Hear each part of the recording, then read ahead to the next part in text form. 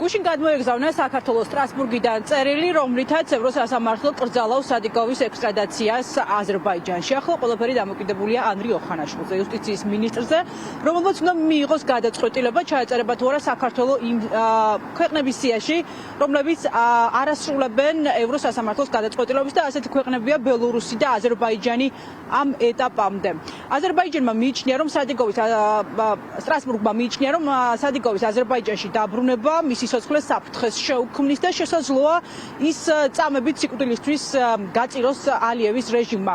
ოჯახის წევრები, ადვოკატები ამბობენ, რომ გადაწყვეტილება სტრასბურგის მიერ მიღებული ეს გადაწყვეტილება კიდევ ერთხელ მოწმობს იმას, რომ საქართველოში და აზერბაიჯანში კანონი არ მოქმედებს, სასამართლო მის ფუნქციას არ ასრულებს, ეს რომ არა, ეს საქმე სტრასბურგში არ წავიდოდა.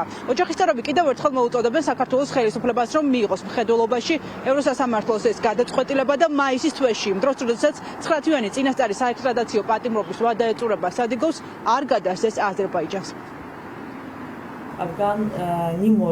Афгანი იცით, რომ დიდი ხანი შიმშილობდა და ჯანმრთელობის სიცოცხლის ფასად უპირისპირდებოდა უსამართლობას მის წინააღმდეგ. საქართველოში კანონი რომ მოქმედებდეს, ის მის სიცოცხლეს საფრთხეში არ ჩაიგდებდა.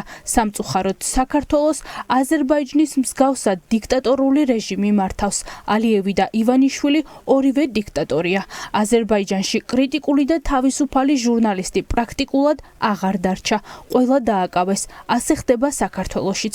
Афგანი რომ აზერბაიჯანს გადასცენ, ხომ წარმოგიდგენიათ იქ როგორ უკანონოდ მოექცევიან. საქართველოს მთავრობამაც, რომელსაც წარმოადგენს იუსტიციის სამინისტრო ამ შემთხვევაში, სასამართლოს წარუდგინა თავისი მოსაზრებების საქმესთან დაკავშირებით და ისინი ამტკიცებდნენ, რომ აზერბაიჯანში სადიკოს არანაირი საფრთხე არ დაემუქრებოდა. ამის შემდეგ სასამართლომ ჩვენს გთხოვა ჩვენი მოსაზრებების და პასუხის წარდგენა იუსტიციის სამინისტროს ეს ვთქვათ მოსაზრებებზე და ჩვენი პოზიცია წარუდგინეთ სასამართლოს 17 თებერვალს და ამ დროს უკვე 4 მარტამდე იყო გადაწეული ექსტრადიციის აკრძალვა და გუშინ უკვე განიხილა სასამართლომ ორივე მხარის პოზიციები და საბედნიეროდ გაიზიარა ჩვენი მოსაზრება. ახლა სწორედ იუსტიციის სამინისტრო, ესე ვთქვათ, ბოლო ინსტანცია, იუსტიციის მინისტრი გამოსცემს საბოლოო ბრძანებას ექსტრადიციის დასაშვებობის ან არ დასაშვებობის შესახებ და აჩეხება ბერკეტს, საქართველოს ვალდებულია, საერთაშორისო ნაკისრი, ასე ვთქვათ, ვალდებულებიდან გამომდინარე შეასრულოს სასამართლოს ეს გადაწყვეტილება. აზერბაიჯანიდან ალიევის მიერ საქართველოში დაატყვევებული ჟურნალისტის უფლებებს სოციალური სამართლიანობის ცენტრი იცავს და ორგანიზაცია კიდევ ერთ საქმეს აწარმოებს ევროსასამართლოში.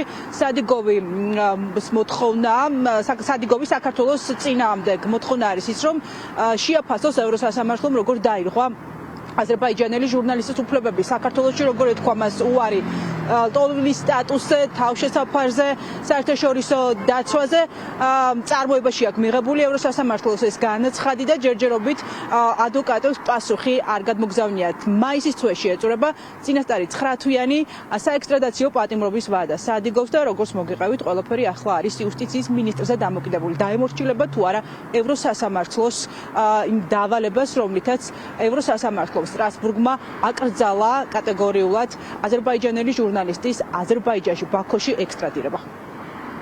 მადლობა, ეს იყო სოფონიაური.